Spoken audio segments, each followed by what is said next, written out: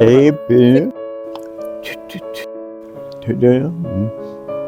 Pour certaines personnes en situation de handicap, communiquer peut être un véritable mur.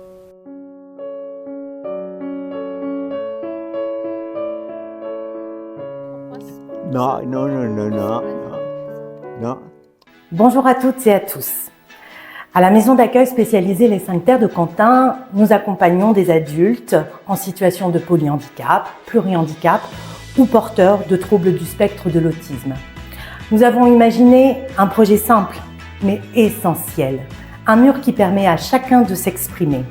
Nous l'avons appelé le mur de la liberté des mots. Ce projet est né d'un constat partagé. Chacun a quelque chose à dire, mais tout le monde ne peut pas utiliser les mots. Je vais parler avec tout le monde. Certaines personnes qui ne peuvent pas dire leurs ressentis ou leurs émotions, qu'ils ont une autre personne en face qu'on ne les comprend pas, ça peut aussi engendrer de la frustration, ça peut engendrer de la colère. Le mur de la liberté des mots prendra place à l'entrée de l'établissement, dans un espace ouvert à tous.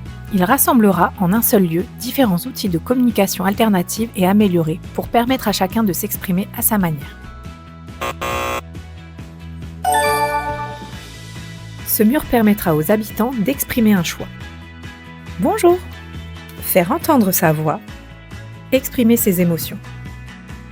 Pensé pour tous, le mur sera entièrement modulable. Ces éléments pourront être déplacés et adaptés pour convenir aussi bien à une personne debout qu'à une personne en fauteuil.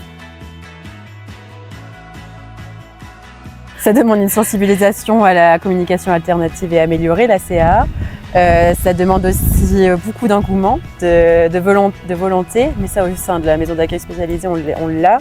Et ça aussi demande de la formation pour les professionnels et aussi les familles. Le mur de la liberté des mots est un projet partagé par tous.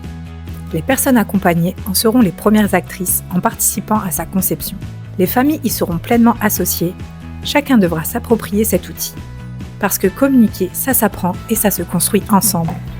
Aujourd'hui, ce mur n'existe pas encore, mais avec votre soutien, il pourra devenir un espace où chacun trouve sa voix. On écrit sur les murs le nom de ceux qu'on aime, des messages pour les jours à venir. On écrit sur les murs à l'encre de nos veines, on dessine tout ce que l'on voudrait dire. Partout autour de nous, il y a des signes d'espoir dans les regards. Donnons-leur écrit. Qu'est-ce qu'on dit avec la main quand on fait ça? On va.